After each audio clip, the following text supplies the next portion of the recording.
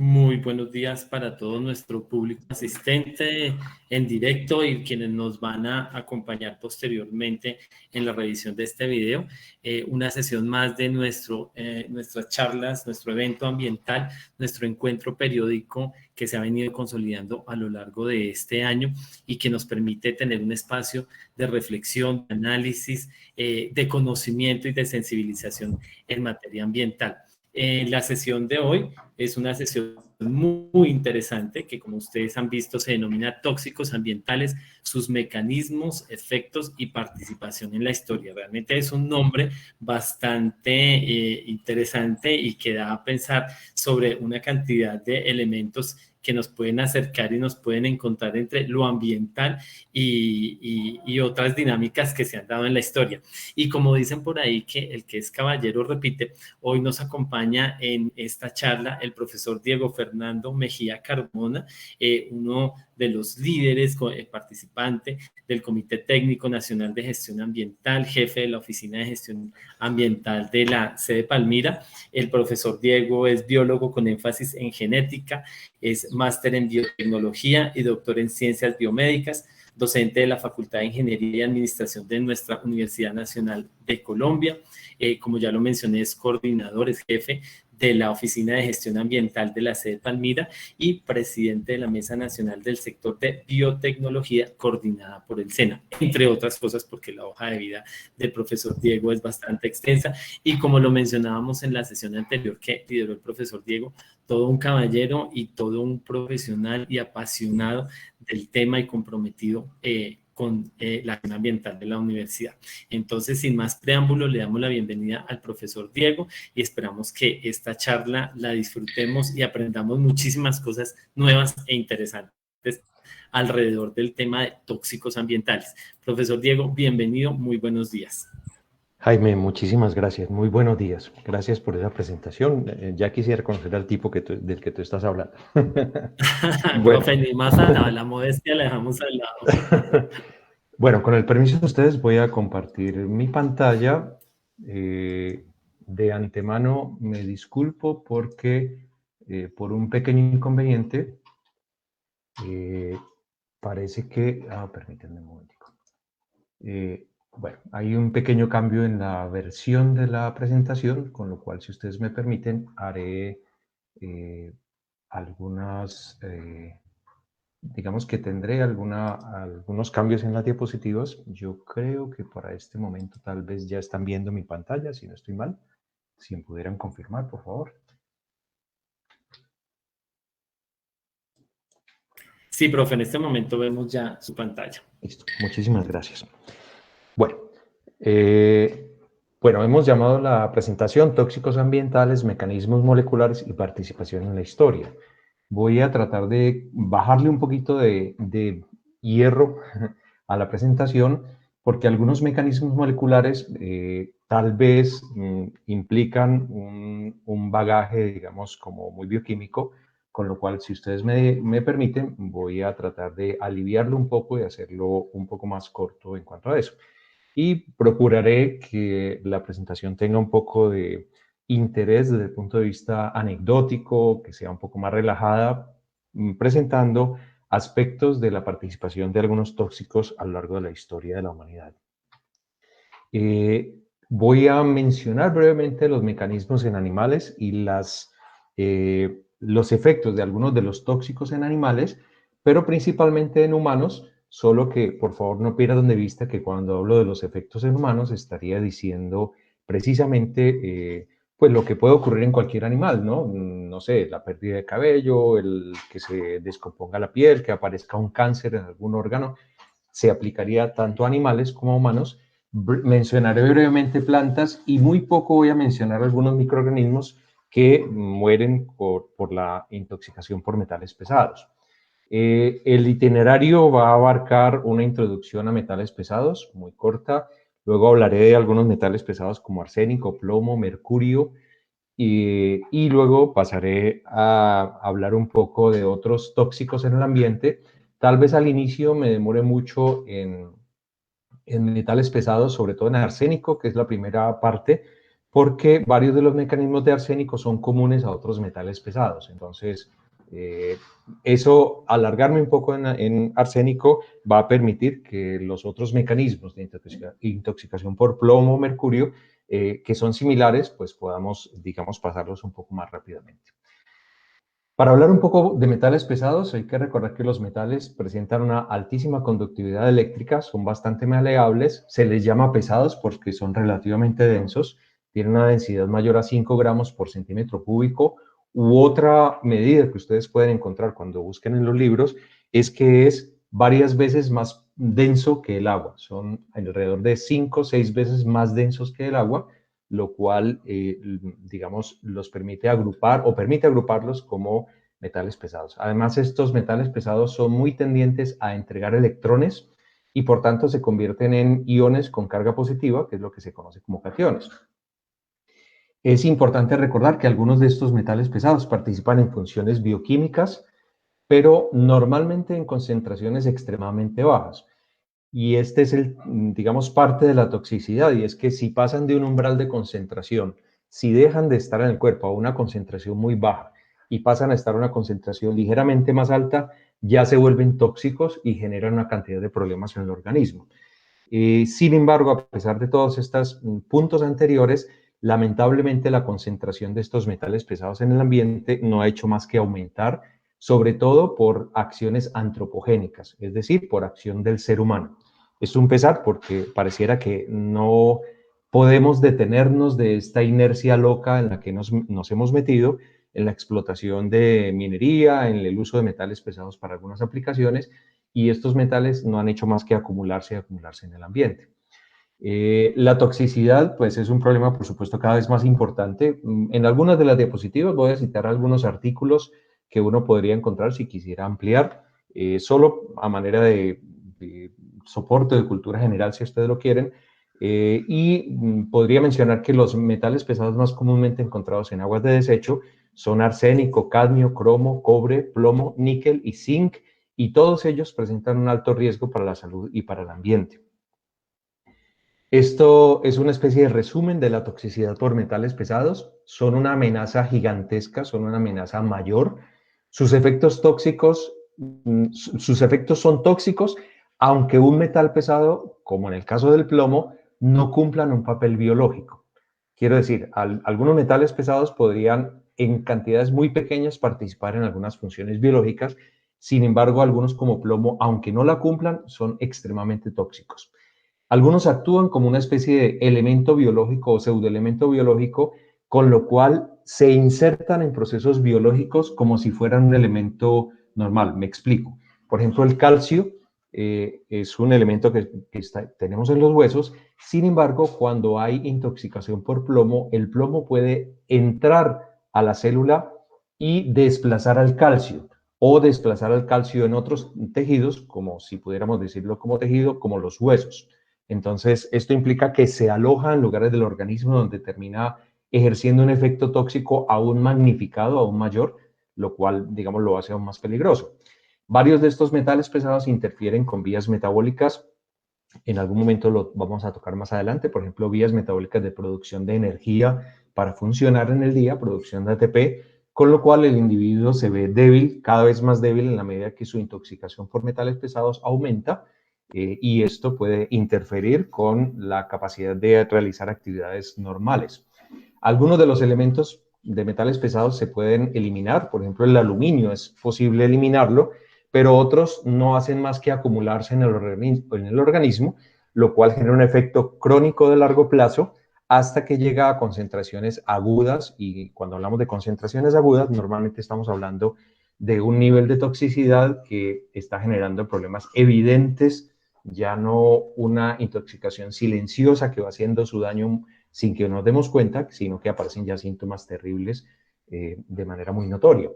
Además, la toxicidad de los metales pesados y en general la toxicidad de cualquier sustancia depende de tres factores esencialmente: de la dosis a la cual se ha estado expuesto, de la dosis que el organismo haya absorbido, de la ruta de exposición, si entró por la piel, entró por la boca, se ingirió, entró por la respiración, por el sistema respiratorio, y por cuánto tiempo la persona o el ser, si estamos hablando también de animales, estuvo expuesto a la intoxicación. Este tiempo de exposición normalmente define si la intoxicación se convirtió en aguda o si es una intoxicación crónica por ser una exposición de largo plazo. Normalmente estos metales pesados, como liberan electrones y se convierten en cationes, pueden resultar en estrés oxidativo, en generación de especies reactivas de oxígeno, que genera daño en las células y al final pues genera daño en los tejidos. Entonces su exposición genera daño por estrés oxidativo. Y finalmente menciono esto, y es que se necesitan un trabajo más exhaustivo y más intensivo en la generación de políticas públicas que estén orientadas a controlar, prevenir y tratar la exposición a metales pesados, bien sea una exposición ocupacional, como por ejemplo las pinturas. Muchas de las pinturas que habíamos usado para pintar nuestras casas tenían plomo, o los obreros que trabajan, por ejemplo, en la industria de metalúrgica, a veces se exponen a metales pesados, o la exposición accidental, como por ejemplo los niños que gustaban en su etapa oral, gustaban de comer descascarados de la pared, pintura que se descascaraba de la pared, que contenía plomo, o la exposición ambiental. No sé, por ejemplo, que una persona viva cerca de una industria metalúrgica y pueda recibir vapores con metales tóxicos que puedan generar pues todos los problemas de salud que pudiera recibir. El aumento de los metales pesados en el ambiente, bueno, en general, la exposición a metales pesados en el ambiente se da por causas naturales como la erosión del suelo o el movimiento natural de la corteza terrestre, que puede exponer algunos metales pesados. Sin embargo, otras causas son claramente de origen humano, antropogénicas. Entre ellas está la erosión del suelo también. Parte de la erosión es debida a actividad antropogénica, pero también la minería, los efluentes de las industrias, la escorrentía causada por humanos, las aguas residuales, bueno, algunos insectos que se contaminan con esto y terminan diseminando metales pesados, algunos agentes de control de enfermedades como glifosato, por ejemplo, que podría ser muy tóxico, o también en los hospitales, desechos tóxicos que pudieran contener metales pesados usados terapéuticamente. Por supuesto, también los agroquímicos, y hay muchas otras fuentes, de acuerdo con un artículo que se publicó en 2012. Si ustedes ven la gráfica, en el eje de las Y del lado izquierdo se presenta la producción en millones de toneladas por año. En el eje de las Y del lado derecho, las emisiones en miles de toneladas por año, y en el eje de las X, los años. Y ustedes pueden notar que alrededor de 1850 no teníamos muchos metales pesados en el ambiente, ¿sí? Las cantidades eran relativamente pequeñas, pero a medida que hay desarrollo industrial, empieza a haber una acumulación de metales pesados en el ambiente que resulta realmente preocupante. Hoy en día hay ciudades conocidas por su nivel de toxicidad y países que tienen una contaminación, bien sea atmosférica, bien sea de sus aguas o ambiental en general, que es realmente preocupante, y lamentablemente esto coincide con países de bajos ingresos económicos, con lo cual de alguna manera no se presta toda la atención que requeriría el proteger a esas poblaciones, no solo de humanos, sino de animales. Además, algunos metales pesados pueden cumplir una función importante en plantas, en seres vivos en general, y pues esto puede producir un beneficio que los hace escapar a los mecanismos de control, como mecanismos homeostáticos, como los intentos del organismo a mantener sus variables internas constantes a pesar de los cambios en las variables externas. Pero bueno, ya seguiremos. Normalmente la toxicidad de metales pesados se debe a que estos metales pesados se unen a sitios de proteínas. Proteínas son las moléculas protagonistas de la vida, son macromoléculas, moléculas de tamaño relativamente grande, que cumplen la inmensa mayoría de funciones en los seres vivos: el transporte de oxígeno, la contracción muscular, nuestra capacidad de pensar, la transmisión del impulso nervioso. En general, casi que cualquier función biológica importante que se nos ocurra va a ser una función realizada por una proteína o un conjunto de proteínas. Así que cuando un metal pesado se une a proteínas, está afectando un buen número de funciones biológicas. Ya iré mencionando un poco más. Dentro de los metales pesados, ustedes lo tienen allí: arsénico, tungsteno, níquel, cobre, uranio. Bueno, muchos de los síntomas causados por intoxicación por metales pesados se parecen entre la intoxicación por un metal pesado y por otro metal pesado. Digamos, entre plomo y mercurio hay síntomas que se parecen mucho porque han bloqueado vías metabólicas similares y proteínas similares. De manera que a veces no es tan fácil identificar cuál es el metal pesado que esté causando una enfermedad, pero de cualquier manera los metales pesados, pues digamos, son una cosa preocupante. Dentro de las proteínas que cumplen toda esa cantidad de funciones del organismo, hay unas muy particulares que se llaman enzimas, enzimas con Z.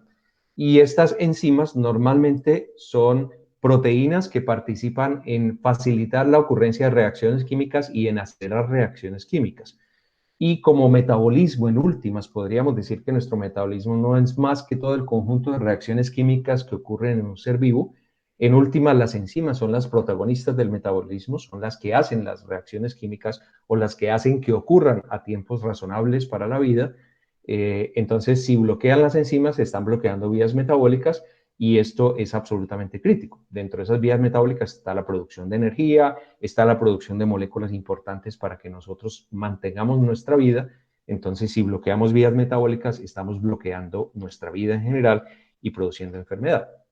Ahora, entremos a hablar de uno de los metales pesados, que se considera el rey de los venenos, que es el arsénico. El arsénico, la palabra arsénico proviene del arameo y el persa, que se decía como al-sarniga, que significa lo dorado. Si ustedes miran arriba, este color un poco oscuro, de cualquier manera, digamos, brillado, podría parecerse un poco al oro. Entonces, al-sarniga derivó en la palabra arsénico. Normalmente en la naturaleza se encuentra combinados con otros metales. Desde principios de las civilizaciones, el ser humano ha usado arsénico sin saberlo, pues sin conocer los efectos tóxicos al inicio. Por ejemplo, en la edad de bronce se añadía arsénico al bronce para hacer el bronce más duro. Se conoce como bronce arsenical. Con esto los seres humanos se exponían a unos niveles de toxicidad relativamente altos. También se usó en civilizaciones china, griega y egipcia, y en la corteza terrestre pues está en una concentración de aproximadamente 1.8 miligramos por kilo. En los océanos está aumentando esa concentración a 3.7 miligramos por litro aproximadamente. Aquí hay un poco de intoxicación por arsénico. Me disculpo la diapositiva en inglés. Había hecho cambios en las diapositivas. Por ejemplo, esta estaba en español, pero bueno, mi presentación, hubo un inconveniente con la presentación y hemos tenido que trabajar sobre esta.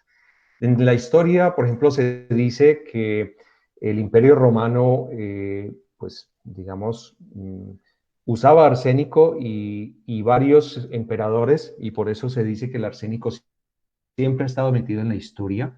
Al arsénico se le dice el rey de los venenos porque es tal vez el veneno más usado para mover los balances de poder en los países. Por ejemplo, Nerón, se cree que Nerón usó arsénico para envenenar a sus hermanos y convertirse en emperador.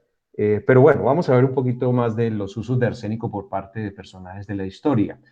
El arsénico pues ha sido un veneno desde hace muchísimos años y como les digo se ha usado para mover la estructura de poder y hacer que algunos individuos accedan a posiciones de poder. Dentro de los efectos está dolor de cabeza, decoloración de las uñas, vómito, sabor metálico en la boca, respiración con olor a ajo, dolor de estómago, diarrea, pérdida de cabello, convulsiones, por supuesto, coma y finalmente la muerte. El arsénico que se encuentra y que se usa mucho en minería es el trióxido de arsénico, este que ustedes ven aquí, cuya dosis letal media o dosis letal 50, es decir, la dosis que mata al 50% de la población, está en 15.2 miligramos por kilo. Eso es una cantidad bastante pequeña, lo que lo convierte en un veneno supremamente tóxico y supremamente letal. Les decía que el arsénico siempre ha estado metido en la historia y dentro de esto una de las maestras en el manejo del arsénico fue Lucrecia Borgia, que se hizo experta en el uso del arsénico y lo usó para deshacerse de un marido o de cada uno de sus maridos cuando ya no le era útil para seguir escalando en las jerarquías del poder. Por eso, porque Lucrecia Borgia lo usaba al arsénico, que no solo se le llama el rey de los venenos, se le llama también el veneno de los reyes y el rey de los venenos. El arsénico fue usado también en la Roma antigua o en la Italia antigua, debido a que una mujer llamada Julia Tofana usó un preparado de arsénico, en este momento no lo tengo por aquí, usó un preparado de arsénico para envenenar a su marido, deshacerse de su esposo, y luego se hizo famosa en Nápoles y en Roma porque ese preparado que ella había usado para su esposo lo vendía para las mujeres que querían deshacerse de sus maridos. A su preparado se le llamaba aqua tofana o maná de San Nicolás, entonces muchas mujeres le compraban ese preparado para deshacerse de sus maridos. Se considera que 4 gotas eran insuficientes. Esta mujer confesó y fue ejecutada en el año 1659. Ya en el 1971, Wolfgang Amadeus Mozart, poco antes de morir, dijo que había sido envenenado por aqua tofana, aunque esta situación no se pudo demostrar. Por otro lado, Vincent van Gogh se atribuye que esa mala salud de sus últimos años, la demencia y finalmente la muerte, aunque no se sabe si hubo un suicidio, se debe al efecto acumulativo del arsénico y el plomo. Si ustedes lo piensan, cuando los pintores usaban sus pinceles, era muy común que mojaran su pincel con la boca, o sea, le añadieran saliva al pincel para mojarlo y poder tomar las pinturas. Pues resulta que muchas de las pinturas, para dar colores azules, por ejemplo, se usaba el plomo, algunos otros colores usaban arsénico, porque era ese metal que le daba el color justo para un color en particular. Entonces, algunos de los pintores, al mojar sus pinceles para usar las pinturas, entonces lo que hacían era que se estaban envenenando con arsénico, con plomo y eventualmente con mercurio incluso, pero eso lo tocaremos un poco más adelante. Ya en la época de la reina Victoria, el arsénico se mezcló con vinagre y con tiza, con un compuesto de cal, y las mujeres lo bebían para ganar palidez. ¿Por qué? Porque en ese momento era muy cachetudo, era un símbolo de estatus mostrar palidez, porque así demostraban que no trabajaban en el campo. Muy contrario a lo que hoy en día se considera ese símbolo de belleza, que sería una piel bronceada, por ejemplo, por la exposición al sol. En esta época pues demostraban que no trabajaban en el campo, más o menos el mismo origen del concepto de la sangre azul, donde se consideraba que el individuo era de sangre azul porque era tan blanco y nunca se había expuesto al sol, que sus vasos sanguíneos se veían debajo de la piel, y como los vasos sanguíneos se ven de color azul, pues se consideraba que esos individuos eran de sangre azul y tenían un símbolo de estatus o una posición preponderante supuestamente en la escala de poder. En el 1858 se añadió arsénico a una preparación de dulces para dar una coloración particular a los dulces en la ciudad de Bradford, en Inglaterra, y eso implicó una intoxicación de unas 200 personas, de las cuales murieron 21 personas. A la derecha está una diapositiva o una figura de un periódico de la época que estaba mostrando precisamente en la preparación cómo la muerte estaba participando en la preparación de estos dulces, y llevó a Inglaterra a una legislación relacionada con farmacia en 1868. Una cosa curiosa es que el arsénico, como da en dos mezclas particulares, da 2 tonos de verde diferentes. Uno de los tonos de verde se llama verde shield o shield green, que es un colorante verde con tonos amarillos, como una especie de verde limón, que se usaba en juguetes, dulces y ropas, y el teñir las telas para tener ese color verde que ustedes ven en el vestido de la izquierda, generó problemas en la piel de muchas mujeres y la intoxicación de muchas mujeres y niños cuando se combinaba con dulces. Hoy se usan varios colorantes con arsénico. El otro colorante que les iba a mencionar es el Paris Green o verde París, que hoy en día se usa como insecticida y raticida, pero también se usó como colorante de ropa en algún momento y de paredes.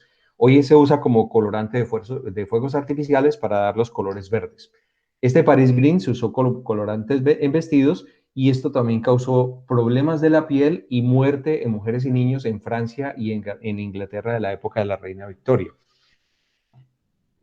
Tal vez ustedes leyeron El nombre de la rosa o vieron la película El nombre de la rosa, donde pues es de nuestro escritor, bueno, ya no está con nosotros, Umberto Eco, profesor de la Universidad lo acaba en el norte de Italia, acabo de olvidarlo, En El nombre de la rosa, él recrea la muerte de algunos monjes por leer los libros prohibidos, porque resulta que alguien con pensamiento muy de la Inquisición había puesto veneno en las páginas, de manera que cuando los monjes se mojaban el dedo con saliva para pasar las páginas, en realidad lo que estaban llevándose era arsénico a la boca. Entonces, esto del nombre de la rosa, en julio de 2018 se encontraron libros envenenados con arsénico en una biblioteca de Dinamarca, casi imitando el envenenamiento por arsénico que ocurría en el libro de Humberto Eco, El nombre de la rosa. Se dice que Napoleón, cuando se evalúa el cabello de Napoleón, se encuentran cantidades altas de arsénico, con lo cual pues se considera que a él lo envenenaron en la isla de Alba una vez que lo habían desterrado. Y de acuerdo con evidencia más reciente, parece que Bolívar también murió envenenado por arsénico, porque al final era un rival político que había que quitarse del camino. Hoy el arsénico se usa en baterías, se usa en semiconductores, se usa en paneles solares, el arsenuro de galio, y esto es un aspecto crítico para las personas que trabajamos en gestión ambiental, que eventualmente, aunque la vida útil de un panel solar se calcula en unos 25 años, pues no deja de ser riesgoso que en el momento en que haya que descartar los paneles solares, hay que tener un plan de acción muy preciso y muy bien pensado para pues, no generar contaminación en el ambiente y poder reusar posiblemente el arsenio de galio por parte de la industria de producción de paneles solares. El arsénico también está en el cigarrillo. Bueno, el cigarrillo en realidad es una bomba de venenos tremenda, más de 200 sustancias que pueden ser venenosas. En el arsénico puede haber cadmio, butano, ácido tolueno, nicotina, amoníaco, monóxido de carbono, metano, arsénico. Pero bueno, quiero hacer énfasis en el arsénico como un veneno tremendamente que hace tóxico al cigarrillo. Lamentablemente la industria, nuestras prioridades de la civilización actual, los humanos del presente, todavía ponemos como prioridad el dinero, y la industria, si tiene un músculo financiero grande, pues sigue permaneciendo, aunque lo que esté haciendo es que uno de sus productos sea veneno para la población. Pero bueno, el arsénico simplemente forma parte de los venenos que habría acá. Por otro lado, el arsénico es algo que se acumula en el ambiente, sobre todo se nota en animales, por ejemplo en peces se encuentra una acumulación cada vez más alta de arsénico en peces, con lo cual el arsénico se incorpora a las redes tróficas y causa daño en toda la red, y eso significa una red trófica, es toda la cadena de alimentación, desde el plancton o bacterias, luego plancton, macroplancton, hasta los organismos más grandes, toda la cadena alimenticia. En toda la cadena se acumula arsénico que al final produce un efecto muy acumulativo en peces, y por supuesto si los humanos consumimos peces, entonces terminamos recibiendo parte de estos metales pesados. Las fuentes de arsénico pueden ser antropogénicas, como pues la industria, la extracción del gas natural, combustión de combustibles fósiles, pesticidas, herbicidas, minería, y puede ser también por causas naturales como sedimentación, erupciones volcánicas, la generación de termales, digamos, como termales en el parque Yellowstone, se ha encontrado cantidad de arsénico, y un poco de la actividad microbiana que extrae arsénico de los suelos y finalmente a veces lo incorpora al mundo vivo. En plantas también hay una intoxicación por arsénico. Ustedes ven a la izquierda una planta normal que crece, tiene un color particular y sus hojas están, la mayoría de hojas rectas. Sin embargo, una planta intoxicada por arsénico tiene menos color verde, está un poco, tiene clorosis o deficiencia de clorofila, porque pues, se afectaron las vías metabólicas de síntesis de clorofila, o incluso en cantidades más grandes el arsénico en el suelo genera estas coloraciones, digamos, en algunas plantas.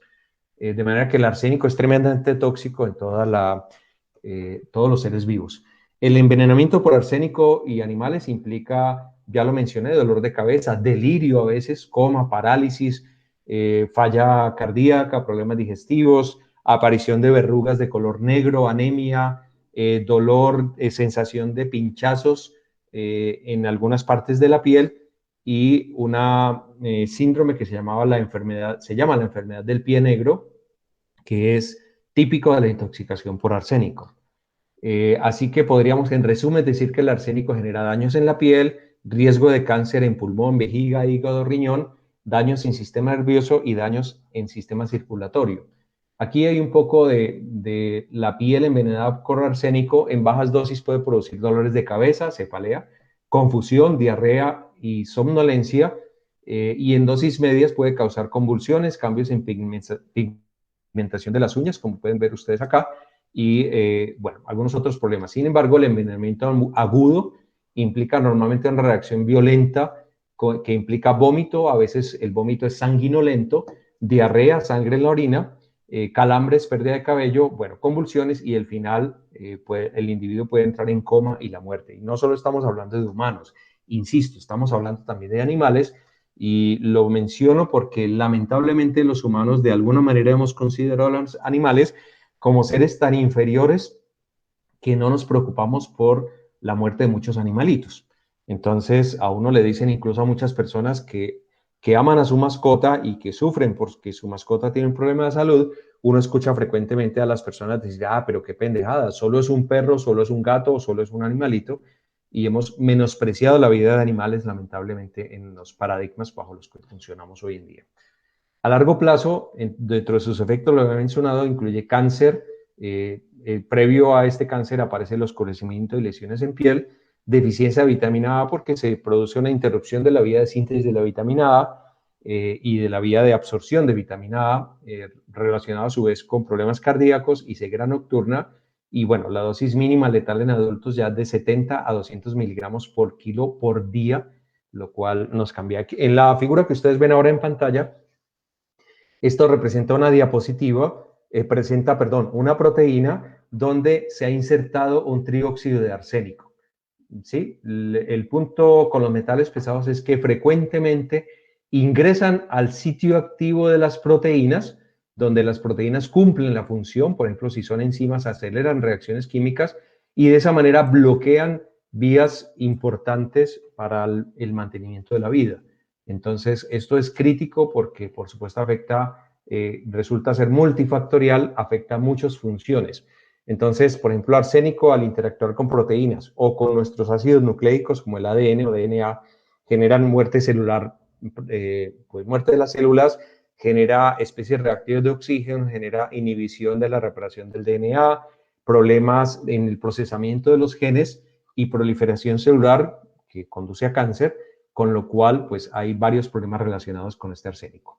Hay varios países con muy altos niveles de arsénico en el agua potable. Ustedes los pueden ver allí, los que están en color naranja. Esto incluye a Estados Unidos, México, algunos países como Chile, Argentina, Perú, y más en Asia, Pakistán, India. Bueno, el país con más niveles de arsénicos en el agua, en el agua son Pakistán y Bangladesh, dos países que están al lado y lado de la India. Son los países con más nivel de contaminación por arsénico. Hay un caso, un pueblo, Bazaar Ali, es un caso de miles, un individuo en un pueblo de Pakistán que se conoce ¿por qué los habitantes tienen malformaciones pues de tipo genético, digamos, de origen genético, atribuidas a la contaminación de agua que viene muy cargada por arsénico, porque el agua que llega es agua de minería. Y esto me parece una advertencia tremenda porque parte del agua de Cali y parte del agua de Palmira proviene de nuestras montañas cercanas, donde también se hace minería. Así que no es de extrañar que en algún momento los niveles de contaminación por metales pesados en ciudades como las nuestras puedan estar en niveles letales o en niveles muy por encima de lo que permitiría la legislación y lo que permitiría pues, el mantenimiento de la salud. Hay una vía metabólica que se llama glucólisis, que es tal vez la vía metabólica por la cual empiezan los carbohidratos a incorporarse al organismo y generar ATP, de manera que si comimos arepita o pan hace un rato en la mañana, pues hemos insertado e ingresado algunos azúcares y entraron a la vía metabólica de la glucólisis. El punto es que una de las enzimas, la fructosa 1,6-bisfosfato, que actúa pegando un fosfato a la fructosa 6-fosfato, se ve alterada, con lo que hay una disminución en la producción de ATP. Entonces, de esa manera no se produce ATP y no se llega a producir el piruvato, que es una molécula resultante de la, aquí está el piruvato, resultante de la vía metabólica que se conoce como glucólisis, y el piruvato es el que genera la continuación de las vías metabólicas. El piruvato se convierte en una molécula que se llama acetil-CoA, no nos interesa esto en este momento, y entra a otra vía metabólica que se llama ciclo de Krebs y continúa su camino de producción de ATP para generar la energía suficiente para funcionar. De manera que con esto se bloquean vías metabólicas como estas. Bueno, no vamos a detener en estos detalles, si ustedes me permiten, voy a saltarme la diapositiva, varias diapositivas para decir que el ciclo de Krebs, esta otra vía metabólica, también se bloquea con arsénico. Esto es importante porque es lo que explica, por ejemplo, que pintores como Van Gogh tuviera problemas mentales, deterioro de salud a final de su vida, por el efecto acumulativo de años y años de estar ingiriendo arsénico a través del humedecimiento de los pinceles. También se usaba, pero más relacionado con mercurio, y esto lo mencionaré un poco más adelante, ustedes habrán escuchado hablar del sombrerero loco en el libro de Lewis Carroll, Alicia en el País de las Maravillas. Habrán visto películas recientemente con Johnny Depp, donde hace el papel de sombrerero loco, y el sombrero loco es un personaje resultado de la intoxicación, en este caso por mercurio, porque en la fabricación de sombreros, el planchado para dejar el sombrero muy brillante, se le ponía mercurio y se le pasaba como una plancha por el sombrero para que el sombrero tuviera ese color brillante que interesaba tanto a la población, y de allí que los individuos que fabricaban sombreros terminaban enloqueciendo. Entonces, de allí viene el personaje, el sombrerero loco de Alicia en el País de las Maravillas.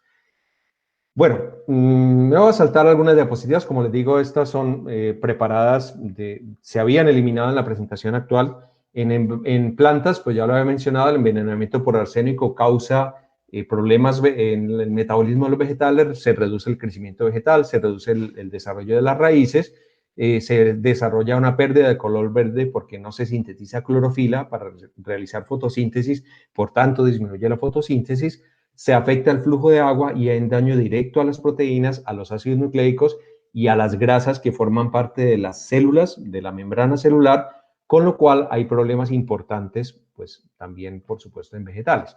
Bueno, me salto todas las diapositivas que había eliminado para la presentación de hoy, me disculpo. Pasemos a envenenamiento por plomo y hablemos un poco del plomo en la historia. El plomo primero no tiene función en el organismo. Sin embargo, obstruye conexiones neuronales, es decir, obstruye el proceso de transmisión del impulso nervioso y, por tanto, al final obstaculiza procesos como el pensamiento mismo y la capacidad de sensar dolor, calor en las terminaciones nerviosas.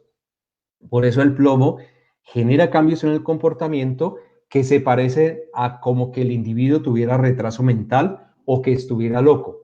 A esto se le llama plumbismo o saturnismo, que son los nombres que se le había dado en el Imperio Romano. Saturno, pues digamos, bueno, ya lo mencionaré ahora. Por supuesto, también causa daño en otros órganos, como en el hígado y en los riñones, y acumulación de ácido úrico, con lo cual implica inflamación en articulaciones. Las primeras extracciones de plomo se registran en la península de Anatolia, en Asia Menor, lo que hoy es Turquía, en el año 3500 a.C., y fue uno de los primeros riesgos ambientales que se describieron en la historia de la humanidad. Lo que está representado allí en color verde, en últimas, es el Imperio Romano, lo que era la extensión del Imperio Romano en la época de Jesucristo. Entonces, había tocado ya inicios de Asia, había tocado ya pues Europa, gran parte de Europa, y una parte de África, el África Norte, que da la cara al mar Mediterráneo. Ese era el Imperio Romano, y se dice hoy en día que el Imperio Romano cayó debido a la intoxicación por plomo. ¿Por qué? Porque el imperio, bueno, menciono otro dato histórico, el verter plomo en un pueblo que se llamaba los Basquirios se usaba para curar el mal de ojo. Y esto es una cosa curiosa porque lo que llamaron el mal de ojo, que bueno, hoy en día todavía se cree en este asunto del mal de ojo, se usaba un poco de plomo para combatirlo y era envenenando al individuo, envenenando al bebé. En Egipto se usó en las plomadas de pesca, por ejemplo, en las redes, pero también las mujeres egipcias lo usaban como, bueno, mujeres y hombres lo usaban como polvo cosmético para protegerse del sol. De manera que las sombras que ustedes ven típicas en los individuos de la cultura egipcia de la época, tenían sombras arriba y abajo de los ojos, era para protegerse de los reflejos solares y por supuesto esto implicaba otra toxicidad. Hoy en día se tiene bastantes pruebas de que los egipcios tal vez no tenían idea de la intoxicación por este metal. Nicandro de Colofón, un botánico griego que escribió los dos primeros tratados de envenenamiento que se tienen registrados, se llamaban Ceriaca y Alexifarmaca. En Alexifarmaca describió los síntomas por intoxicación por plomo, como cólicos abdominales, estreñimiento, parálisis de extremidades, palidez de la piel, como síntomas ocasionados por un material que se obtenía del proceso metalúrgico de separación de plomo y plata, el litargiro, que tenía plomo blanco o carbonato de plomo. Se considera que el Imperio Romano, que ya lo mencioné ahora, era bastante extenso, cayó por plomo debido primero a que en las tuberías, de ahí viene pues las tuberías eran de plomo porque el plomo es un metal muy maleable. No sé si ustedes han manejado plomo, pero si uno toma una plomada y la muerde, bueno, ojalá no lo hagan, si la muerde es muy maleable, muy fácil de manejar y de moldear.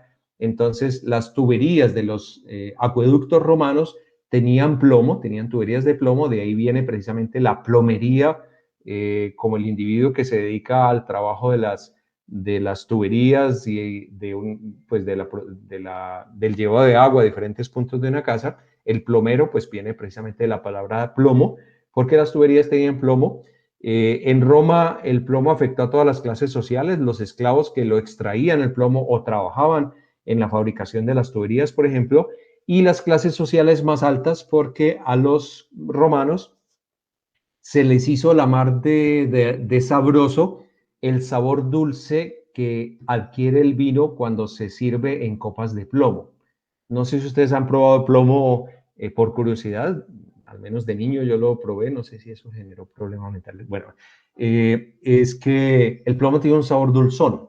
Entonces, si las copas tenían incrustaciones de oro, de plomo, o eran copas de plomo o jarras de plomo, el vino adquiría un sabor dulzón porque se solubilizaba parte del plomo que formaba parte de la copa, y a los romanos les parecía esto una genialidad.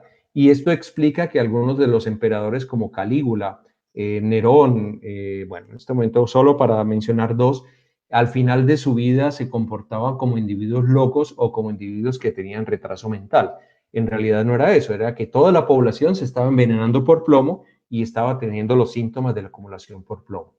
Entonces, decía que esto afectó pues a todas las clases sociales, incluso se decía, como le da un sabor dulce al vino, los romanos hablaban de azúcar de plomo, que en realidad era acetato de plomo por el ácido acético que forma parte del vino. En el proceso, vinagre es vino agrio. Si un vino se fermentó demasiado, se convierte en vino agrio, en vinagre. Entonces, había pequeñas trazas de vinagre en el vino y esto generaba una combinación de ácido acético con plomo para producir acetato de plomo. El plomo también bloquea vías metabólicas, bueno, disminuye la excreción de ácido úrico y lleva a la acumulación por ácido úrico, con lo cual lleva a la gota. La gota es esa inflamación de articulaciones por acumulación de ácido úrico que es extremadamente dolorosa. En la medicina de la antigüedad se le dibujaba de esta manera, como si hubiera un individuo ahí mordiéndola a uno. De hecho, el nombre de gota proviene de que los romanos consideraban que el dolor era como si una gota de veneno le estuviera cayendo todo el día a la articulación, y por eso, y ellos la asociaban con el dios Saturno. Por eso se relacionó el plomo con saturnismo, se le llama saturnismo a la acumulación por plomo. Pues Saturno era un dios que hipotéticamente en la mitología romana había devorado a su hijo. Aquí viene un cuadro pintado por Pedro Pablo Rubens en el Museo del Prado en Madrid, que representa al dios Saturno devorando a su hijo. Esa gota que en algún momento fue un sello de la nobleza inglesa, ¿por qué? Tal vez ustedes recuerden a Enrique VIII, un tipo que según la historia, un tipo muy apuesto, que gustaba mucho a las mujeres, que al final de su vida era en realidad un tipo gordo, lleno de dolores que no se podía ni parar, porque consumían grandes cantidades de carnes, y el consumir grandes cantidades de carnes implica la acumulación de purinas, y las purinas pues son el precursor de la producción de ácido úrico, de manera que un exceso de purinas producirá un exceso de ácido úrico, lo cual pues genera todos estos problemas articulares. La gota era porque pensaban que había una toxina cayendo gota a gota en las articulaciones, de ahí el nombre pues de gota. El plomo en las pinturas es la causa importante de saturnismo o plombismo en niños que comen pintura de la pared, y también de muchos pintores que humedecían los pinceles con la saliva de la boca. Ya lo había mencionado, entre esos pintores está Miguel Ángel, por ejemplo, que al final de su vida tenía problemas de salud por humedecer su pincel en pinturas con plomo. Caravaggio, ustedes ven aquí una pintura muy famosa que se refiere al beso de Judas. Aquí hay una curiosidad con respecto a esta pintura, y es que el individuo que le sirvió de modelo para el Cristo era un individuo con una cara muy bondadosa. Él pintó el Cristo y no podía encontrar un modelo para el Judas hasta que lo encontró, y cuando estaba pintando al Judas, el individuo que le servía de modelo al Judas le dijo que él mismo había sido unos años atrás el modelo para el Cristo, solo que su vida pues se había degradado, digamos, a partir del licor, digamos, del tipo de vida que había llevado, y por eso su rostro se había envejecido y tenía, digamos, un aire diferente, de manera que el individuo que sirvió de modelo para Cristo y para Judas era el mismo individuo en dos momentos diferentes de su época. Pero lo que quiero llegar es que Caravaggio se envenenaba con plomo también con esto. Francisco de Goya es otro pintor famoso que terminó envenenado por plomo. Aquí hay un caso que se conoce, es relativamente famoso, que se conoce como los niños de plomo en Oroya, Perú. También se le dice los soldaditos de plomo, porque esa es una zona minera. Y es una zona minera, hay tanto plomo en el ambiente que los niños nacen con más de 40 microgramos por decilitro de plomo en sangre, con lo cual pues superan sobradamente el límite máximo que permite la OMS, la Organización Mundial de la Salud, que es de 5 microgramos por decilitro. El promedio de vida en Oroya, en Perú, es de 40 años, cuando en Lima, una ciudad muy cercana a Oroya, es de 70 años. Esto implica que los niños pues viven con daños en sistema respiratorio, reproductivo y cerebro. A ellos se les dice los soldaditos de plomo, y la compañía minera no tomó las medidas para la protección ambiental y nunca respondió por el envenenamiento. Los niños, algunos de ellos ya adultos, no encuentran trabajo en ningún lugar porque tienen niveles de plomo extremadamente altos, y tampoco reciben la atención médica adecuada. Este es uno de los casos desastrosos, en mi opinión, de cómo el poder financiero puede evadir la ley a veces y no tener que responder por la salud de los individuos que afecta. En Uruguay también hay otra zona de envenenamiento por plomo. Tal vez me voy a ir un poquito más rápido. Al plomo se le llama la madre de todos los venenos industriales, en un libro que se llamó Los Malditos 90 por el antropólogo Daniel Renfrew, un uruguayo estadounidense precisamente. Muchos asentamientos al lado de quebradas son vertederos clandestinos de desechos industriales. Lamentablemente, la conciencia no es algo muy típico de los seres humanos. Alguna vez trabajé en biología molecular usando radioisótopos, usando sustancias radiactivas, y un profesor que en ese momento era una de las personas que también trabajaba con sustancias radiactivas, decía muy orondo que cuando él trabajaba en Bélgica, ellos simplemente botaban las sustancias radiactivas a los ríos. Donde nosotros trabajábamos, no voy a mencionar dónde era, se hacía un tratamiento muy riguroso, se llevaban los baldes llenos de sustancias radiactivas, se llevaban a un salón, a una sala que tenía paredes de concreto muy gruesas para que la radiactividad, pasaran los años y la radiactividad disminuyera sin afectar a nadie. En cambio, este profesor simplemente decía que en Bélgica ellos tiraban las sustancias radiactivas a los ríos sin mayor problema. Esto habla un poquito de cómo nuestra irresponsabilidad, entonces, nuestra responsabilidad afecta a todos los demás y en Uruguay es muy notorio este tipo de problema. En Jaina o en Aina, República Dominicana, también hay intoxicación por plomo. Hay una fábrica de aparatos eléctricos y electrónicos, con lo cual se detectó en suelo 74.2 toneladas de plomo, de cobre, de ácido sulfúrico, ácido fosfórico, de amonio en los suelos, y las poblaciones relacionadas con estas cercanías de estas fábricas pues viven los problemas de la intoxicación por plomo. En China también hay más de 200 niños envenenados por plomo, algunos tienen niveles de 250 microgramos por litro en una fábrica ilegal de baterías. Bueno, se han detectado muchas personas afectadas por plomo. Hay un caso muy famoso en Flint, Michigan. En abril de 2014 se notó que el agua sabía y olía diferente y pues meses después muchas personas aún luchan por el efecto de contaminación por plomo en sus cuerpos porque había corrosión en las tuberías antiguas, cuando todavía tenían bastantes trazas de plomo, y todos estos individuos pues hoy en día son un problema, digamos, muy sonado desde el punto de vista de la toxicidad o toxicología ambiental.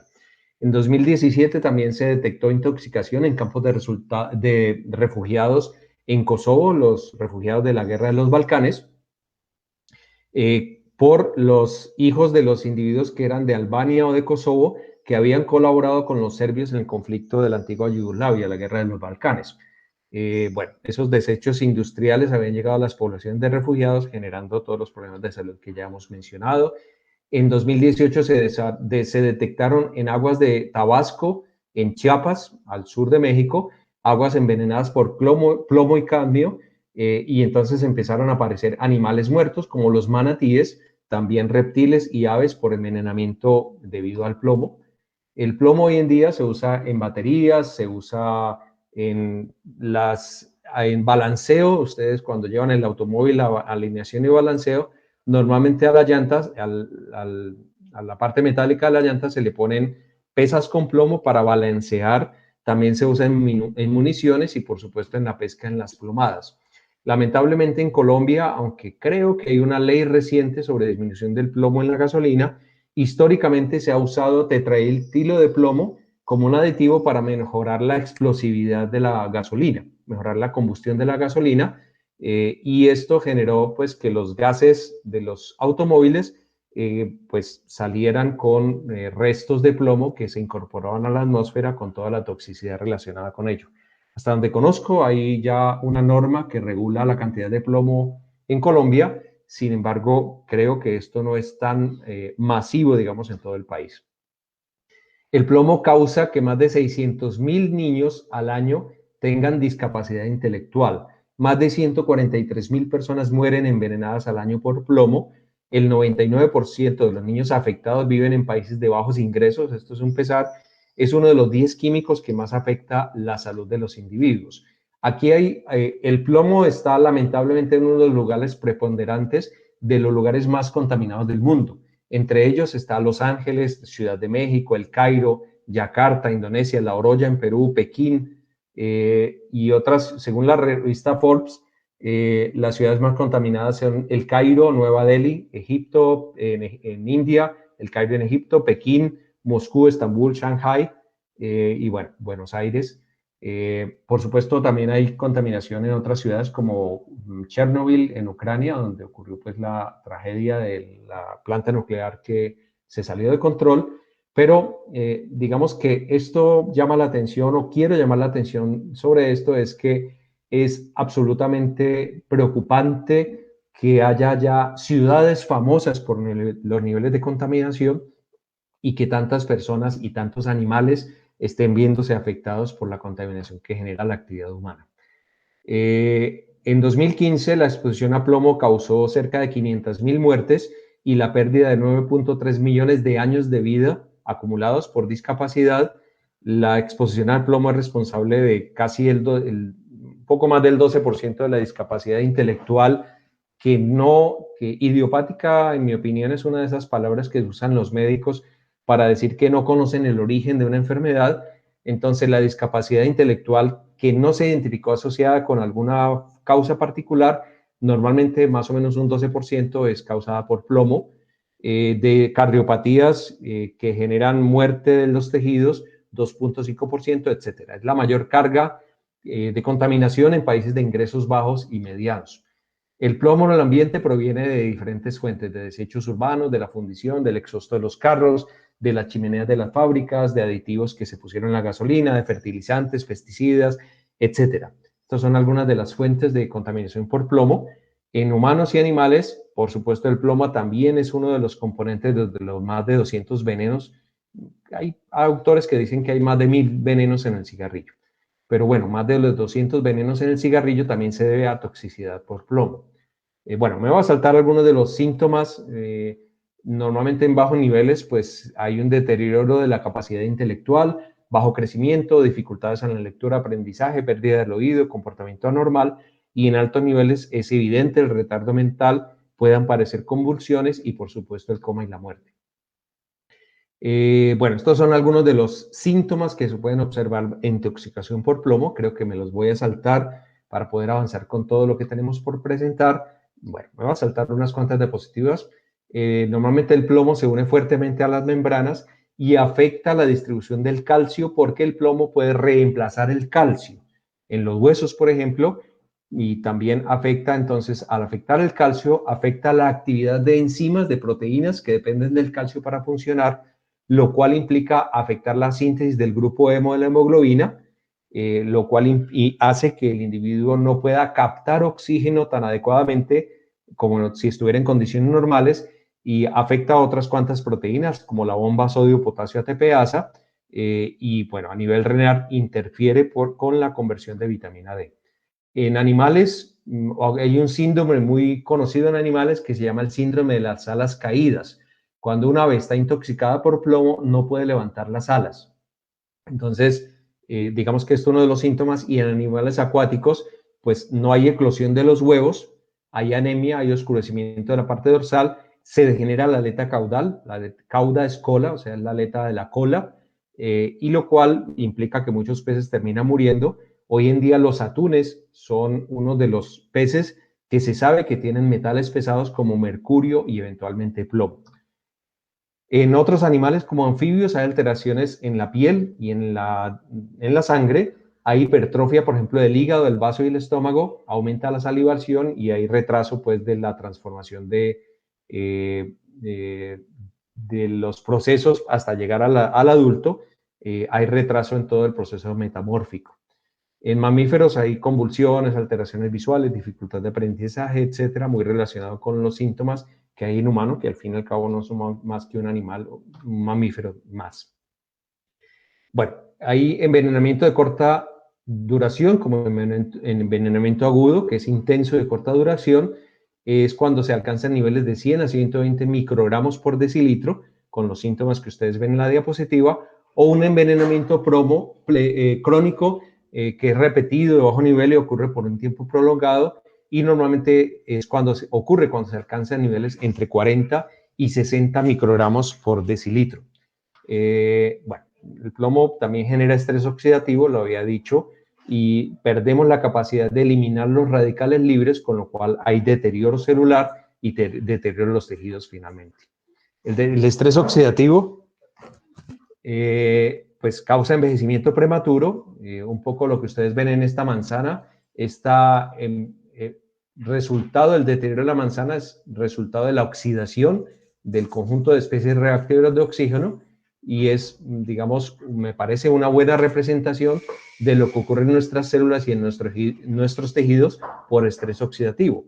Una de las causas de estrés oxidativo, por ejemplo, es el fumar cigarrillo, el beber alcohol o bueno, otros cuantos, estar expuesto a sustancias tóxicas, comer fritos genera estrés oxidativo. Bueno, ya ustedes pueden de pronto ampliar la información relacionada con estrés oxidativo.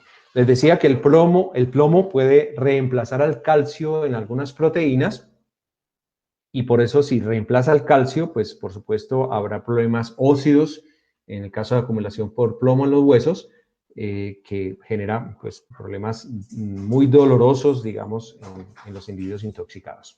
Bueno, Me voy a saltar algunas de estas diapositivas. La intoxicación por plomo en humanos, si es ya muy avanzada, pues se nota en oscurecimiento de la lengua, oscurecimiento de las encías, oscurecimiento de la piel. En los huesos se ve más radioopaco una zona la zona del crecimiento de los huesos en los cóndilos, en las epífisis de los huesos.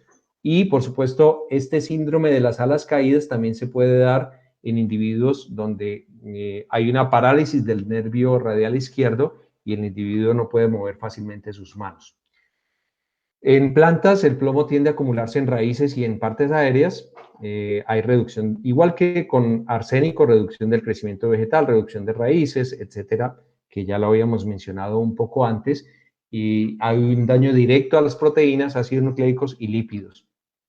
Así que, bueno, pasemos a otra intoxicación por mercurio, que es una intoxicación que todavía algunas personas están viviendo debido a que las amalgamas que se usaron para obturar algunas muelas, cuando había, por ejemplo, problemas de caries y se hacía trabajo de conductos, se obturaban con amalgamas que tenían mercurio. Entonces, esta intoxicación por mercurio es bastante común hoy en día.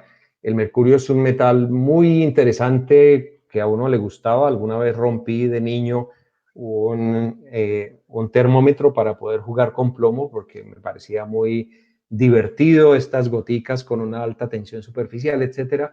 Es una tensión superficial muy alta, 6 veces mayor a la del agua. Bueno, en fin, la palabra mercurio viene de hidrargyrum, que es hidrar significa agua y gyrum significa plata, es algo así como plata líquida, por eso el símbolo del mercurio es Hg, precisamente por esa palabra. Se usa en la industria para la construcción de baterías, bombillos, bueno, etcétera. El ciclo del mercurio hoy en día es muy conocido y el punto es que en lo que se conoce como el ciclo del mercurio, todos los caminos de donde se puede acumular mercurio terminan siendo consumidos por el ser humano. Es decir, en las aves, el mercurio se acumula en aves, se acumula en peces, se acumula en mamíferos, normalmente animales que el ser humano consume en forma de carne. Entonces, digamos, la acumulación de mercurio termina llegando al ser humano de una manera o de otra.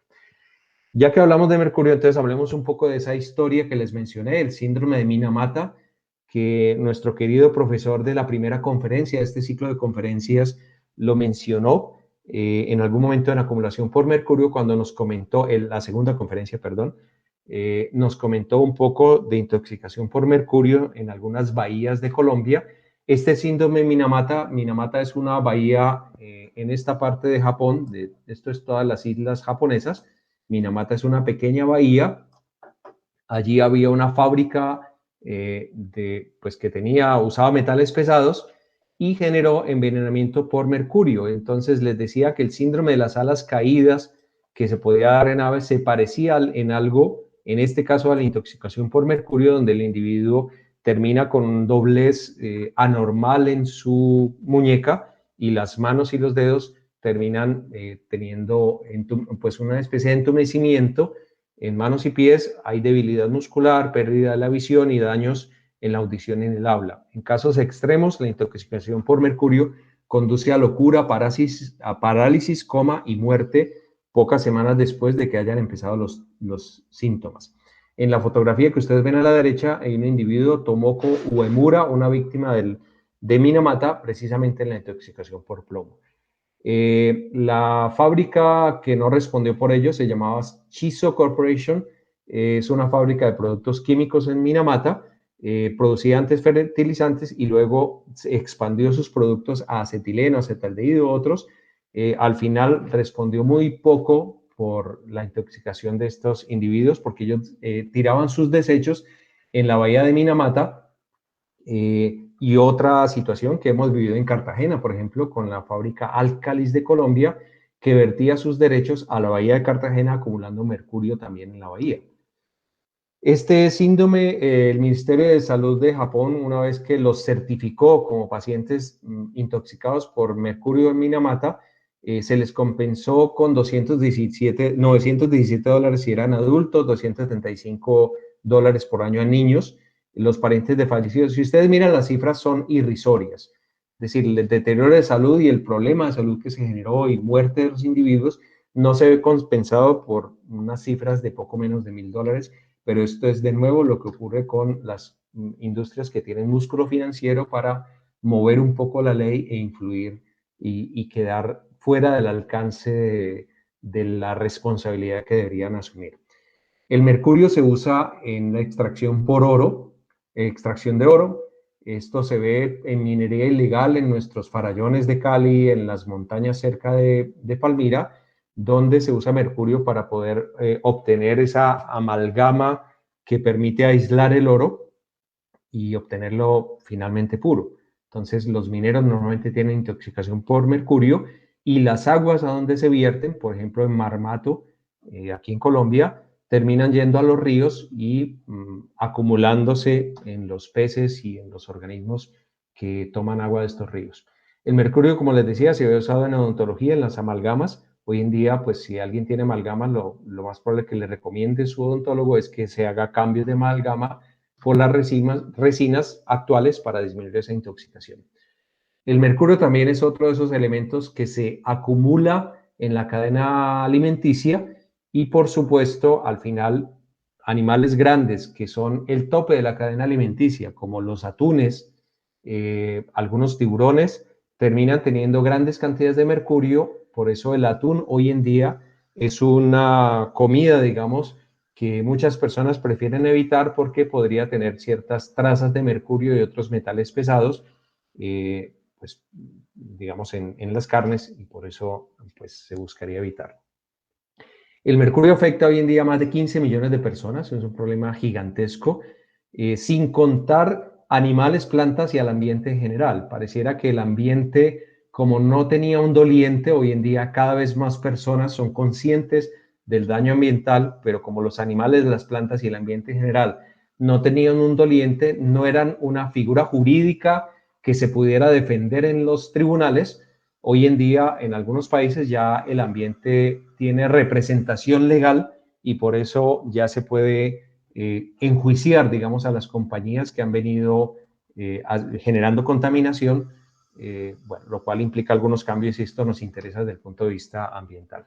Creo que me voy a saltar de nuevo diapositivas y solo vuelvo a mencionar, aquí vuelve a quedar el sombrerero loco, por lo que les decía anteriormente, ya no por arsénico, sino por intoxicación por mercurio. Como les decía, los sombreros se planchaban, se les pasaba mercurio para que quedaran muy brillantes y quedaran pues, muy apetecibles por la sociedad que los compraba. En la intoxicación por mercurio es muy común que las enzimas, las proteínas que tienen un grupo sulfidrilo, este grupo SH, es decir, que tiene un aminoácido que se llama cisteína, que tiene estos grupos, que normalmente este grupo de cisteína, cuando pues en presencia de condiciones oxidantes, puede generar lo que se llama un puente de disulfuro, que ayuda a estabilizar la estructura tridimensional de las proteínas. Cuando hay presencia de mercurio, no se produce el puente de disulfuro, sino que se produce un puente con mercurio, lo cual hace que se incorpore a las proteínas este mercurio y se incorpore a los individuos y a diferentes vías metabólicas. Este es un ejemplo del glutatión, es una molécula que participa en la desintoxicación por especies reactivas de oxígeno, o lo que es lo mismo, desintoxicación por... se me acaba de mi Alzheimer posadolescente vuelve a atacar, de radicales libres. Entonces, el glutatión también puede incorporar, como tiene grupo sulfidrilo, este grupo que tenemos acá, y forma puentes de disulfuro para tener el glutatión en el glutatión reducido, el glutatión oxidado. Este glutatión se puede ver afectado cuando hay mercurio, lo cual afecta también su capacidad de eliminar radicales libres.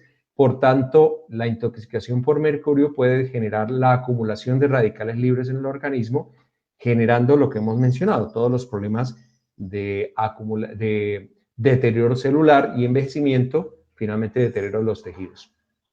También hay daño hepático por mercurio, no me voy a dedicar de pronto a la vía al conjunto de pasos que ocurren para el daño hepático, pero y el hígado también se ve afectado por mercurio. Pasamos a otros y ya salimos de los metales pesados para hablar de otras sustancias tremendamente tóxicas. Una de ellas, el isocianato de metilo, esta sustancia que ustedes ven aquí. El grupo ciano, o que da el origen cianato, es este grupo de nitrógeno con mercurio, nitrógeno con carbono, con doble enlace, y voy a mencionar otro nitrógeno con carbono, con un triple enlace, que es el cianuro, pero digamos el ion ciano es este, y el isocianato de mercurio es esto que ustedes ven acá. Normalmente ese isocianato de mercurio se usó en insecticidas, un insecticida llamado Sabin en India y otro Temic en el resto del mundo, eran comercializados por la compañía que se llama Rompulenc, y se usó también parte de este isocianato de metilo, se usó en los gases de algunas de las guerras que se han vivido, sobre todo las primeras guerras del siglo XX, Primera Guerra Mundial y Segunda Guerra Mundial. Hay un caso muy sonado que ustedes tal vez han escuchado alguna vez o lo han leído, incluso hay una película sobre ello, que es el de Bhopal. Bhopal, en el centro de la India, una población donde la fábrica de baterías Everready y otra marca de baterías, la fábrica se llamaba Union Carbide. Union Carbide tenía una fábrica en esa ciudad, Bhopal, en la India, y había un problema de contaminación por isocianato de metilo. Resulta que hubo un accidente y se liberó una de las tanques de isocianato de metilo, se liberó a la atmósfera y mató a montones de personas en esa población en la India. Union Carbide es una gran multinacional de productos químicos, produce agroquímicos, y hace unos años es la propietaria de las compañías Everready y Energizer. Por eso en algún momento dejé de comprar baterías Everready, digamos a manera de protesta personal por la forma como la compañía manejó ese accidente laboral que terminó en la muerte de montones de personas.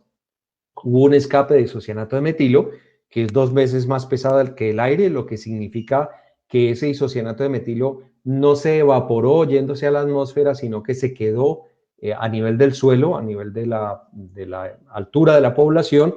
Por eso, pues fue respirado por los individuos y montones de individuos terminaron muriendo. Esto fue un caso muy sonado. Al entrar en contacto con la atmósfera, ese isocianato se liberó, se descompuso en gases tóxicos como fosgeno, metilamina, soda cáustica y ácido cianhídrico, que también se conoció como ácido prúsico o cianuro de hidrógeno, que se usó incluso en colorantes y se usó para matar personas en las guerras, sobre todo en la Segunda Guerra Mundial. El accidente de Union Carbide dejó más de 20.000 muertos en la población de Bhopal, sin contar todos los animales, cerca de 6 millones de personas afectadas y unas 150.000 personas con secuelas que aún hoy en día se está viviendo. Union Carbide solo acordó pagar unos $320 a cada víctima. Lamentablemente, pues de nuevo el músculo financiero y pagarle a los individuos corruptos en diferentes escaños del gobierno, pues hace que estas compañías no asuman la responsabilidad en su totalidad. Le hice un seguimiento a esta compañía solo por curiosidad. Union Carbide, parte de Union Carbide, la parte agro de esa compañía, fue adquirida por la compañía Rompulenc, que era una compañía originalmente francesa, que a su vez se fusionó con Hedge, que proviene de la empresa nazi IG Farben, que era la empresa que fabricaba el gas mostaza, el gas Zyklon B, que era ácido cianhídrico, que era el gas que se usaba en las cámaras de gas para matar judíos. Y esa empresa Rompulenc hoy en día, después de haberse fusionado, se convirtió en Aventis Sanofi, que es una de las grandes compañías multinacionales farmacéuticas. Por otro lado, el Union Carbide después fue adquirido por Dow Chemicals, que es el fabricante del napalm. No sé si ustedes recuerdan, el napalm eran las bombas que tiraban los estadounidenses en Vietnam para acabar con la selva y poder combatir a los Vietcong, a los vietnamitas. Estas compañías luego se fusionaron con DuPont y finalmente, ustedes verán si le hacen el seguimiento. Estas compañías BASF y Bayer son también participantes accionistas de estas compañías que son derivadas de Union Carbide. La intoxicación por isocianato de metilo implica dolor en los ojos, que puede llevar a cáncer o a cataratas, vómito y problemas respiratorios, problemas abdominales, problemas respiratorios de la función pulmonar se minimiza, quemaduras químicas en la piel, problemas reproductivos, bueno, inflamación, enfermedad inflamatoria, más que puede llevar a la muerte finalmente. Pasamos a glifosato y ya estamos cerca de terminar. Glifosato es uno de los compuestos organofosforados que se usa en la industria agrícola, lo produce la compañía Monsanto, es una compañía que le ha metido muela hoy a la producción de plantas transformadas genéticamente. Se usa para matar las malezas, se usó inicialmente con la firma Roundup, hoy Monsanto fue comprado por Bayer, así que Bayer es el responsable hoy en día de la producción de glifosato en el mundo.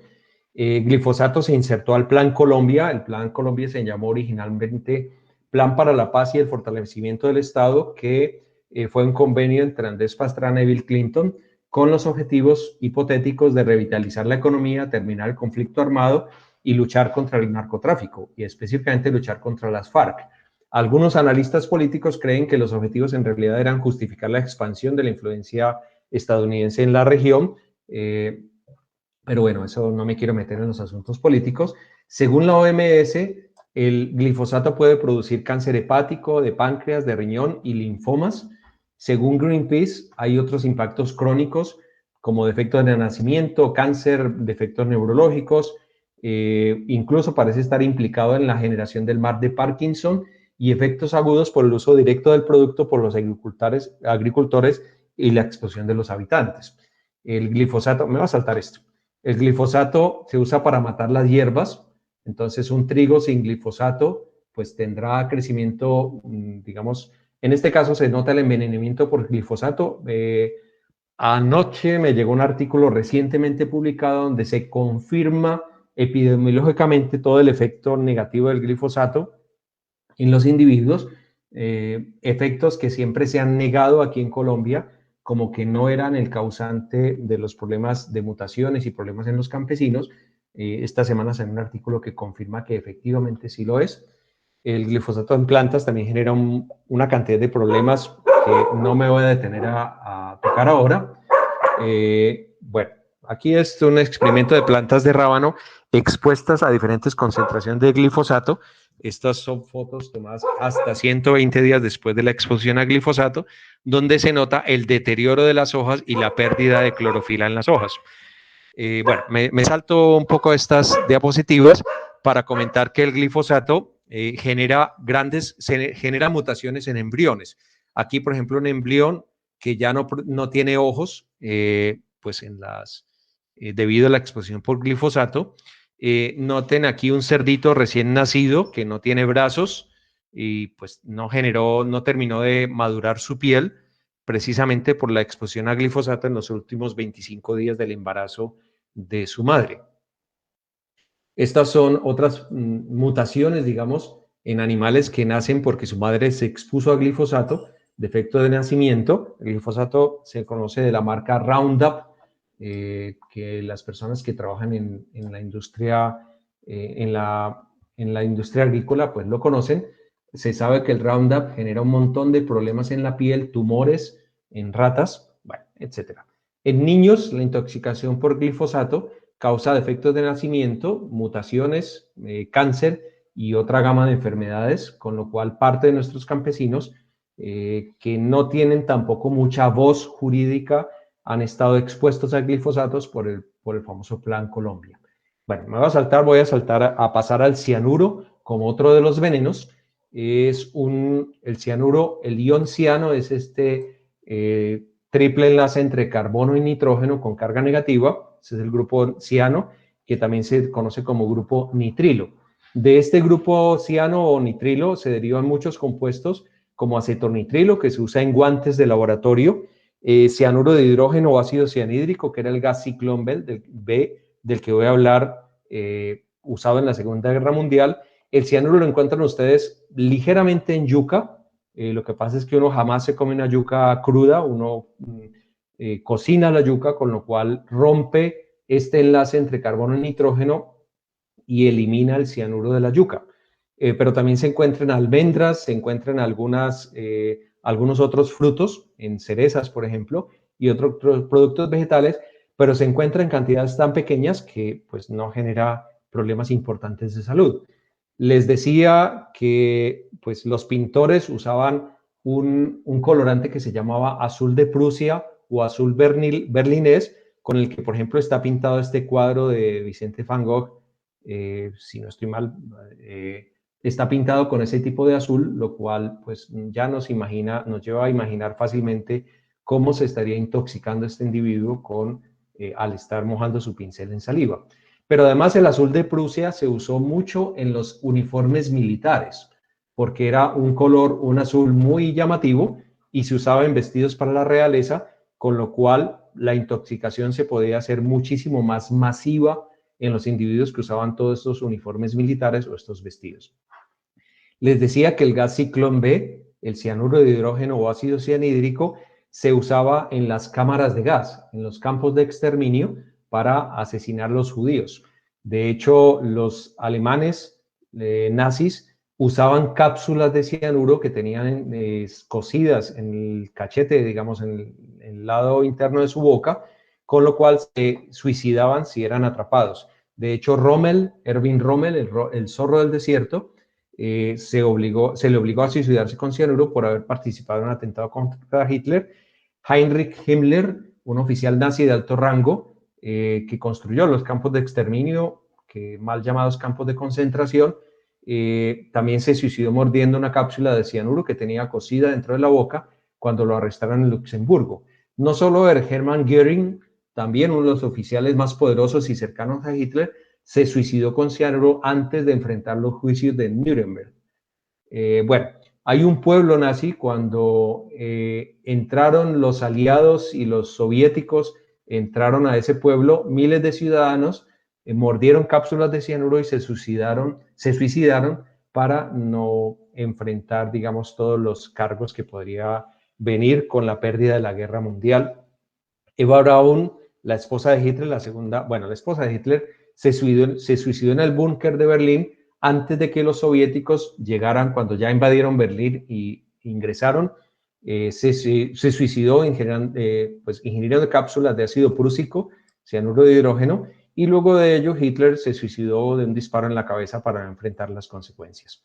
Hay un asesino serial, Leonard Lake o Leonard Hill, que violó y asesinó a las 25 mujeres. Antes de ser atrapado, se tragó unas píldoras de cianuro cuando se le arrestó por posesión ilegal de armas en 1985 y así no enfrentó a la justicia.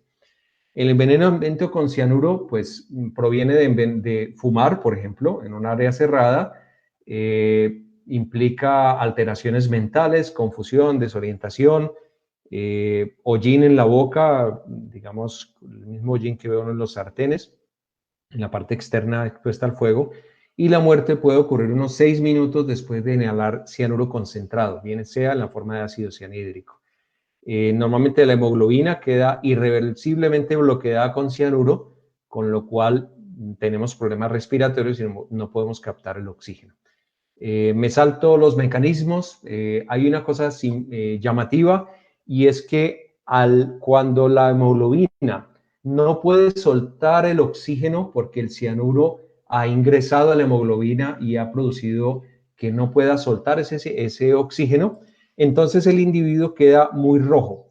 Esto es, digamos, un síntoma o un signo más bien muy notorio del individuo que está envenenado con cianuro, es que su piel esté muy roja porque la hemoglobina en la sangre no ha podido soltar el oxígeno y no ha pasado al estado reducido. El cianuro afecta muchas vías, por eso es multisistémico, afecta la hemoglobina, se excreta en orina, hay acumulación de ácido fórmico, bueno, en fin, hay varios problemas.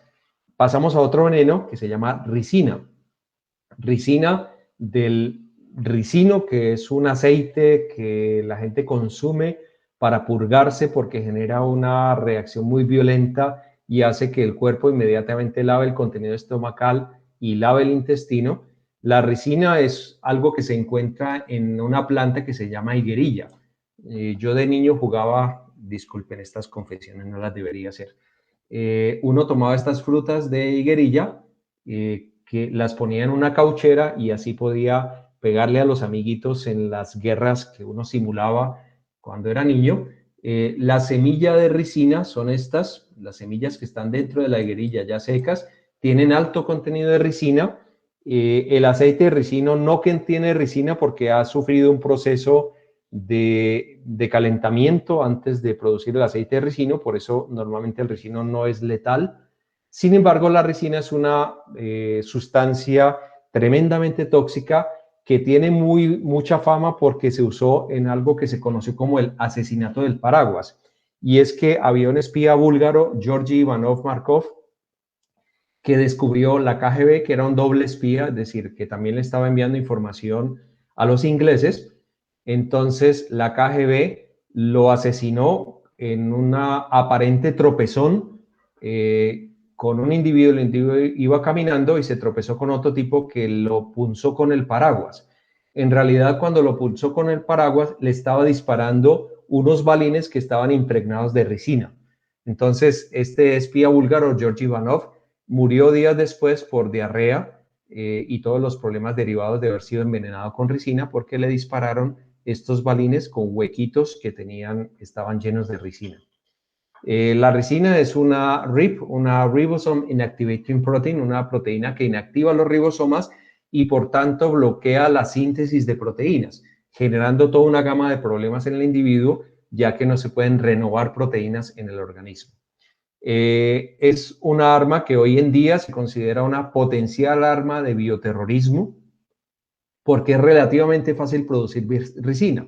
Uno en cualquier mangón o en el monte encuentra plantas de higuerilla fácilmente, con lo cual es relativamente fácil extraer ricina y sería una forma barata de hacer bioterrorismo, con lo cual hay alertas alrededor de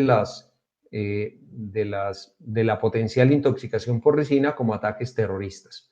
Hay un individuo, James Everett Dutschke, que envió cartas a individuos en el Pentágono envenenadas con ricina. El tipo fue envenenado, fue en 2013, eso ocurrió en 2013 y fue encarcelado por usar armas de tipo biológico. Bueno, no me quiero detener con tantas cosas. Finalmente, y para cerrar esta presentación, hablo brevemente del monóxido de carbono, que es resultado de la ignición de muchas sustancias.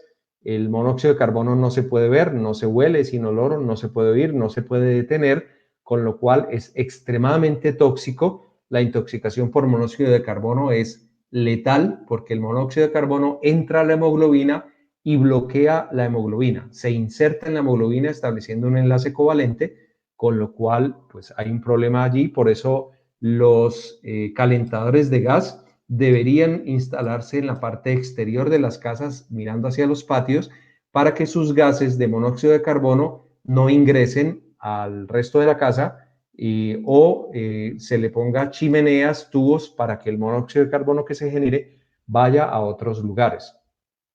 ¿Dónde se genera monóxido de carbono? Bueno, en montones de lugares donde hay hogares a leña o hay chimeneas, donde hay termotanques, donde hay calderas, donde hay estufas, en los braseros, generadores eléctricos.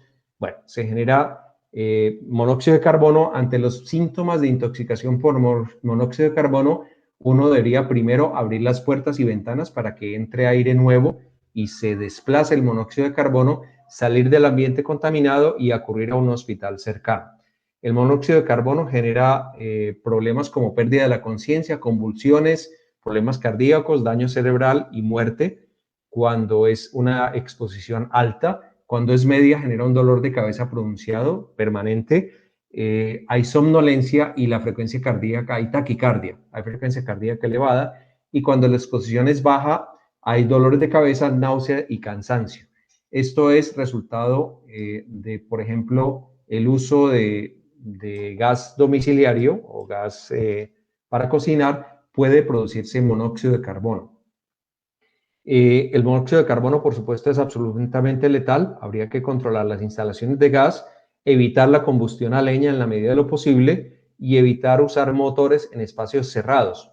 Les cuento, esto es algo muy personal, una forma de suicidio en países que tienen estaciones, cuando los países tienen estaciones y llega un invierno muy frío, no es como nuestros países que las puertas y ventanas no son tan absolutamente herméticas. En esos países las puertas y ventanas son herméticas para que el frío no se cuele al interior de las casas o de los apartamentos. Entonces, una forma frecuente de suicidio es que el individuo baja al garaje, cierra la puerta entre el garaje y el resto de la casa, normalmente hermética, y no abre la puerta del garaje y lo que hace es encender su automóvil. Al encender su automóvil, termina respirando monóxido de carbono. La muerte es lenta, pero el monóxido de carbono termina causando somnolencia, con lo que el individuo muere sin darse cuenta o sin sentir muchos dolores. Les decía que ese es un caso personal porque un primo viviendo en los Estados Unidos después de un conflicto con su esposa decidió entrar al garaje, encender su automóvil y no abrir la puerta del garaje, con lo que terminó suicidándose. Bueno, esto es monóxido de carbono, no me voy a detener en esto, solo menciono monóxido de carbono como uno de los contaminantes importantes y tal vez a ustedes les interese que en el buceo también hay posibilidad de intoxicarse con monóxido de carbono. Cuando uno llena los tanques de buceo, uno de los compromisos que uno debería tener es averiguar dónde se llena el tanque y de dónde se toma el aire fresco para llenar los tanques de buceo. Alguna vez en San Andrés fuimos a llevar unos tanques de buceo para llenar y hacer unas inmersiones y encontramos que allí se llenaban los tanques, se alimentaban del aire de un parqueadero cerrado, con lo cual, pues, digamos, reportamos ese sitio de llenado de tanques de buceo y nos fuimos a llenar el tanque a otro lado, donde el aire que llegaba para llenar los tanques provenía del aire libre, pues no era un aire contaminado. Entonces, por eso hay un problema digamos, con el llenado de tanques de buceo y hay asesinatos reportados, registrados, abusos que les habían llenado el tanque con monóxido de carbono para que tuvieran esa muerte lenta y esa adormilación de monóxido de carbono. Bueno, creo que con esto esto es lo que les mencionaba, que el individuo, incluso a veces sacan del exhausto del carro, le ponen una tubería que vaya al interior del carro y de esa manera el individuo solo prende el carro y se queda sentado y así se suicida. Bueno, esto es lo que les decía de buceo con tanques. Si un individuo nota dolor de cabeza al bucear, lo más probable es que esté respirando monóxido de carbono y debería interrumpir su buceo de inmediato y respirar aire libre. Esto era lo que tenía por decirles. Muchísimas gracias por su atención, por haber estado presentes. Creo que nuestro anfitrión no podía estar en estos últimos minutos porque debía atender otra reunión, con lo cual pues les agradezco mucho por haber estado presentes. No sé si del equipo de logística han registrado algunas preguntas de esta charla.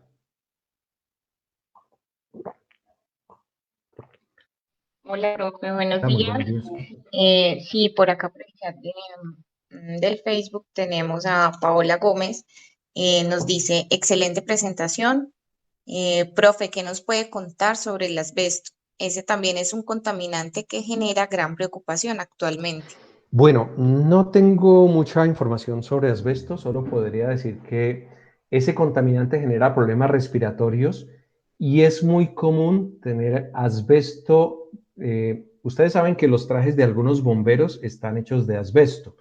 ¿Por qué? Porque el asbesto no es un buen conductor del calor. Entonces sirve como aislante térmico.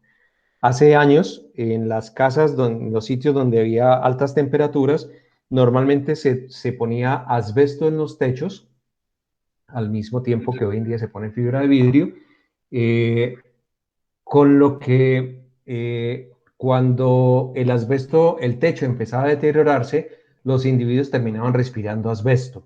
No tengo mucha más información, sé que algunas tejas de hoy en día tienen grandes cantidades de asbesto, con lo cual se han querido sacar del mercado, pero no tengo realmente mucha información adicional sobre ese tipo de cosas.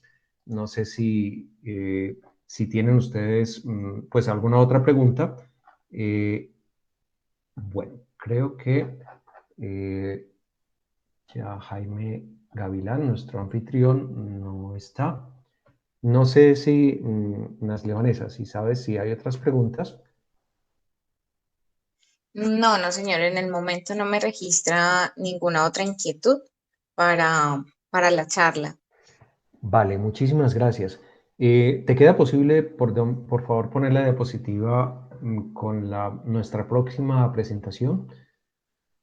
Sí, señor. Nelson nos pudiera ayudar de pronto, profe, si nos permite, de pronto dejas de compartir pantalla para que... Ah, sí, estoy compartiendo, me disculpo. Ajá. Muchas gracias. A ti.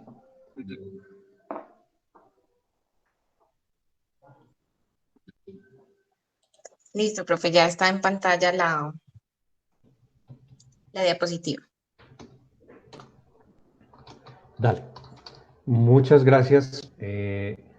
Este ciclo, perdón, yo no la veo en pantalla todavía, no sé si ya está compartida. Si ustedes la ven, no la estoy viendo yo. Pero solo quería mencionar que esta presentación forma parte de un ciclo de charlas que hemos realizado todas las sedes de la Universidad Nacional en conjunto, con charlas los viernes cada 15 días de 8 a 10 de la mañana.